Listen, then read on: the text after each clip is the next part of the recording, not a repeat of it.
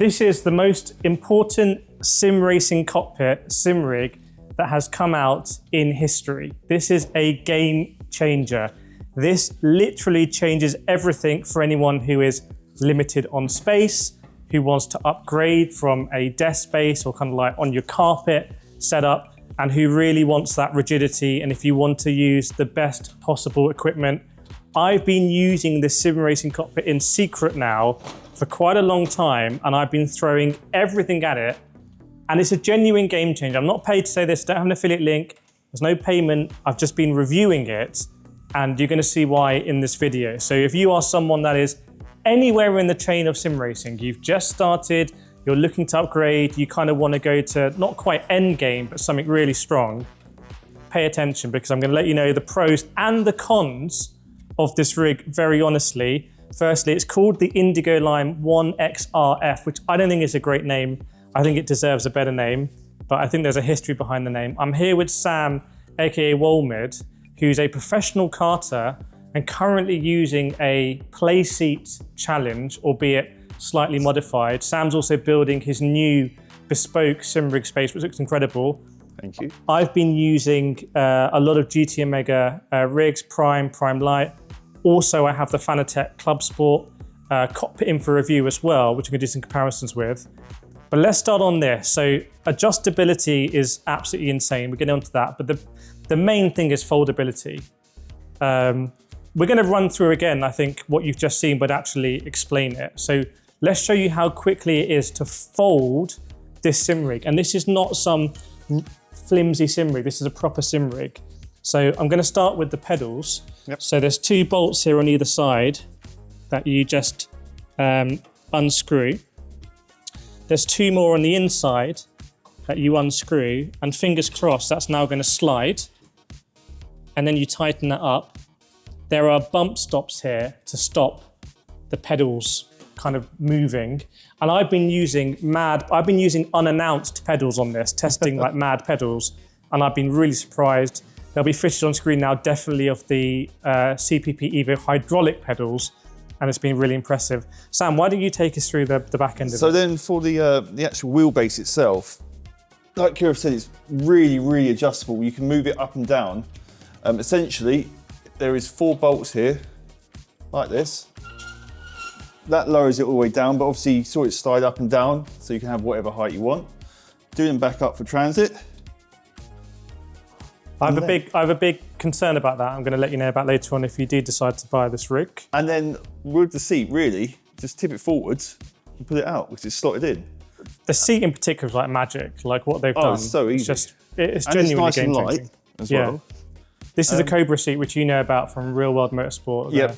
I don't think this is the FIA one, but it's a replica of it. And so you move from the front to the rear, tilt it down, and that's literally it.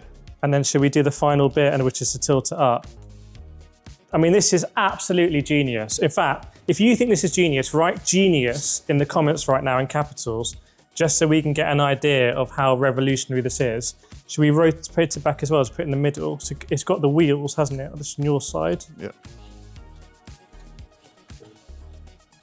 And so you can now wheel this to a different room. You can put it in the corner of a room. You can, because it's the extrusion that you know and love, you can put accessories on it. You could attach all your wheels to it. I mean, mad. We had at some point a phone holder, drink cup holder, the whole lot. There's so many, you could drape it in something. It's absolutely crazy. So let's talk pricing, because it's not super cheap, but it's not super expensive. And let's get really into nitty gritty. So this is $599 without the seat and $750 with the seat. Yeah. So $150 for the seat. If you have a car seat or something, you could use that. I was going to say, a nice point is it uses the standard mounting brackets, so you don't have to use this seat. Yeah. Because these brackets here go to the rig, you can fit whatever seat in there you want. So I think one of the main things with this rig is, if you want to get a play seat challenge, you're talking sub 200. I started on the play seat challenge as well. If you want to go to, I have the GT Omega Prime Light, which is a great rig, but it doesn't fold. That's, I think, about $350 for the aluminium there. and it goes up a bit more with the GT Mega Prime. So you're talking about £500 if you want one of these like strong aluminium extrusion rigs. So on that basis, to pay like £150 more and to get it to fold. And by the way, I have a GT Mega affiliate link. So many people are really happy with the Primes, which I am, but you can't fold a Prime yet, as far as I'm aware, but you can fold this. So for some people, you're watching this right now thinking this is insane. I want to let you know about the cons though. So I've got a couple of cons. Should we fold it down, Sam? Go back to where we were. Yeah, which is always astonishingly just so easy to do. And we've messed up plenty of things on this channel, haven't we, famously? So I think a con is that you don't have a lot of adjustability with the seat, although I'm not sure whether you could have a seat with a roller here if you had it up and have a roller seat. Because the rollers are normally... You're on about a sliding? Yeah, sliding seat. I imagine you can because they have their own side plates. Yeah. They? So I imagine you can go that way. This is set all the way back for us. Yeah, my GT Mega bucket seat has an integrated roller, I believe, so you may be able to do that. The current seat doesn't give you a lot of adjustability. And if you want to move the pedals and the wheelbase, it's a little bit more involved. Now, I want to talk about a con, which is Sam shows you how the quick way in which you can increase the height of this wheelbase to get in all position. The con for me is that although that's super easy, I personally would be worried if I had a young family member in there or someone who's done this and not tightened it up. And then as you do it, it loosens because I'm not sure what's going to stop this falling down. So I just want to really raise that. This I understand is a prototype, by the way. This particular one here, so the finished version may be slightly different. And that's some feedback I'm going to give to the manufacturer, who are Indigo Lime. They're a UK-based manufacturer. They got in touch with me and said, do you want to try this out? We're really proud of it. And I said, yeah, sure, it looks amazing. And I was really pleasantly surprised. But that is something that I wonder if they'll change in the future.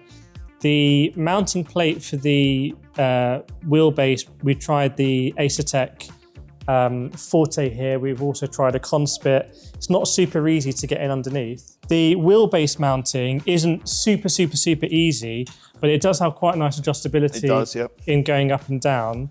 So that's interesting. Sam, you know a bit about these 3D printed parts. So the only bit for me, the concern, apart from one shoe racer, are the 3D printed parts.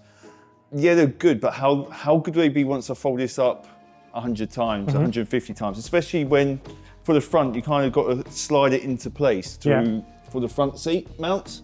You've got to slide it in. So they're good now, they're nice and tight, but once you've done this 100 times, 150 times, how tight are they going to stay? Another con, definitely, I think, is the pedal adjustability in terms of the angle. Because of the way it's done to have this slidable, it runs in T-slot. And if you want to change the angle of the pedal tray, essentially, it's a little bit of a pain to do. But honestly, I just think those concerns are going to be completely outweighed by the convenience. What I'll do is now I'll jump in and you can just see. So to be in here, and if I take an Acertec wheel, and for the first time, Sam, put it in the quick release correctly, and you can see there will still be some adjustments I need to make here. There's not quite enough clearance, but I can do that. I can make some adjustments in terms of bringing it forward and back. But to be going here on a full rig and to be putting full pressure on the brake and to not have a huge, it's not flex free, but to genuinely not have a huge amount of flex is pretty extraordinary. And to be able to, it's not they say, they've shown me that they can fold this rig in 60 seconds.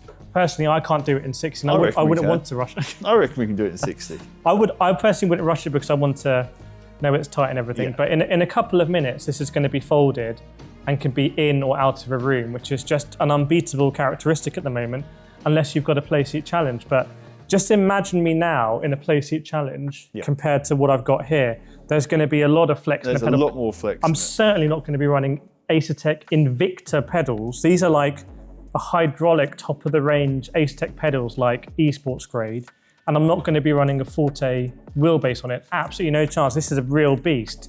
This is all super heavy, top-of-the-range equipment. It's absolutely insane. So it's a crazy aluminium foldable extrusion rig. This is going to completely shake up the market, I believe, and it's a very interesting product. Like I said, I've been using it for a long time now on a lot of different equipment. So if you have any questions, then just let me know in the comments. I'm probably the person best placed in the world actually to answer them, which is quite weird. And like I said, I'm not affiliated here. I don't have an affiliate link. I haven't been paid to say anything or not say anything. It just speaks for itself. It's a foldable aluminium extrusion rig. So let me know what you think about that in the comments, and let me know if you would think about buying one.